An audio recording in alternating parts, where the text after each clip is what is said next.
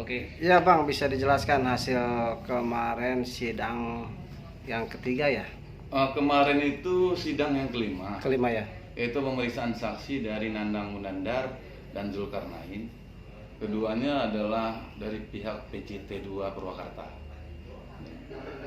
Nah, di dalam keterangan Nandang, selaku saat ini yang menjabat sebagai sekretaris pusat, ya kan, dia mengatakan dia tidak mengetahui berapa faktur yang sudah disampaikan kepada PDAM dan tidak mengetahui berapa yang sudah dibayar oleh PDAM ke PJT, dan juga tidak mengetahui berapa kekurangan pembayaran. Namun dia menjelaskan di tahun 2017 adanya rekonsiliasi antara PDAM dengan PJT. Ditemukan dari penilaian mereka kekurangan pembayaran yang belum dibayarkan oleh PDAM itu sebesar 4,4 miliar, gitu kan. Nah, namun jaksa penuntut umum di dalam dakwaannya mengatakan 2,833 miliar, gitu kan. Nah, jadi ada ketidaksinkronan antara kekurangan pembayaran dari PJT kemudian juga dari jaksa penuntut umum, gitu. Untuk angka 400 itu? Untuk angka 4 miliar. Iya, 4 miliar. 4 miliar. Nah, 4,4 miliar itu angka dari nilai tagihan bahan baku air yang dikeluarkan oleh PJT terhadap PDAM Karawang. Lalu langkah Abang Siris sebagai kuasa hukum dari Tatang Asmar seperti apa Bang? Nah, kami kan kita masih berproses di pengadilan, ya kan. Kalau keyakinan kami Tatang Asmar ini dia tidak bersalah, gitu loh. Nah, di dalam dakwaan penuntut umum ini mengatakan Tatang Asmar ini korupsi. Nah, korupsi yang mana? Uang yang mana yang dikorupsi oleh Tatang Asmar? Nah, kenapa punya alasan kalau Tatang Asmar ini tidak bersalah? Oke. Yang menjadi dasarnya apa? Nah, yang menjadi dasar kami, Tatang Asmar itu dia menjabat sebagai direktur umum. Namun di 2015, masa kepemimpinan Yogi, kewenangannya dicabut oleh direktur umum. Dia hanya sekedar jabatan saja. Namun tupoksinya diambil alih oleh Yogi.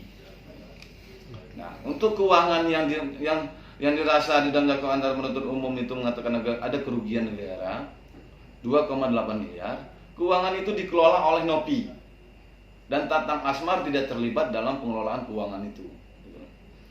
Kalau keluar kemana uangnya itu kita tidak tahu nih. Kita masih menunggu keterangan dari Nopi di persidangan ini.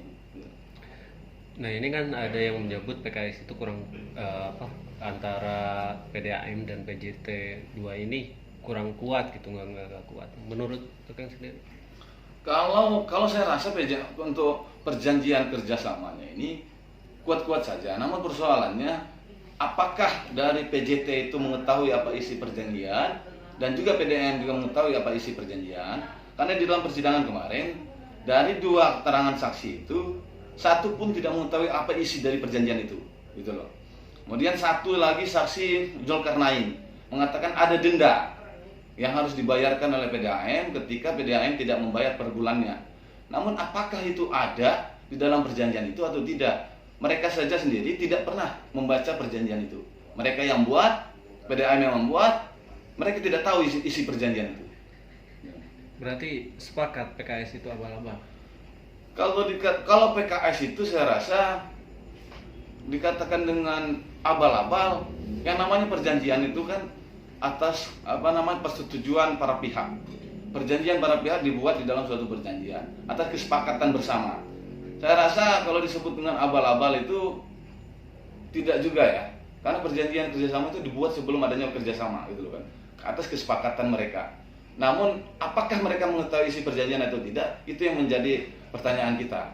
Nah, keterangan saksi kemarin mereka tidak mengetahui apa isi perjanjian itu. Itu.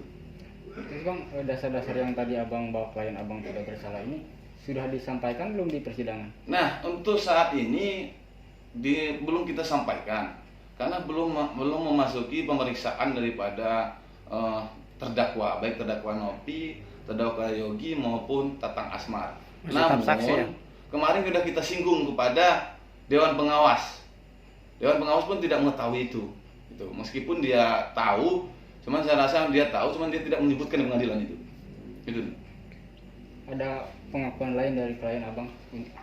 Pengakuan dari klien kita, yaitu Tatang Asmar, dia mengakui tidak pernah menggunakan uang yang disebut di dalam dakwaan 2,8 miliar yang merugikan negara itu.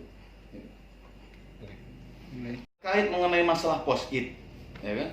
Kalau kami sih menilai dalam dakwaan tersebut Tatang Asmar itu menggunakan dana ini PDAM itu yang sesuai dengan yang didakwakan 2,8, pun kita tidak tahu Tatang Asmar menggunakan berapa. Nah, dasar penetapan tersangka terhadap Tatang Asmar ini yaitu post-it, gitu loh. Nah, post-it kan banyak tercantum nama-nama orang lain yang juga pengguna daripada uang ini. Kenapa hanya Tatang Asmar yang dijadikan tersangka kemudian diperiksa sebagai terdakwa? Yang lain mana? Gitu loh. Apakah itu sudah cukup menjadikan dasar untuk penetapan seseorang menjadi tersangka? Gitu loh. Rasa ketidakadilan Tatang Asmar itu kan terlihat dari siapa penerima post-it. Kenapa hanya Tatang Asmar yang dijadikan terdakwa, sedangkan yang lain tidak? Langkah penguatan abang sendiri seperti apa bang nanti bang untuk Kalau penguatan kami sih berpikir post-it ini tidak bisa dijadikan dasar untuk penetapan seseorang menjadi tersangka maupun dia terdakwa. Kenapa demikian? Post-it ini kan banyak yang terjual. Di fotokopi, di toko-toko kan banyak terjual post-it. Nah, apakah catatan yang di dalam post-it itu sesuai dengan keterangan si Dewan Pengawas kemarin, Pak Indra, itu hanya sekedar catatan, bukan merupakan suatu bukti. Gitu. Pernah dijumlahkan memang totalnya berapa itu? Nah, kalau itu sesuai dengan dakwaan jaksa penuntut umum, yaitu 2,8 miliar.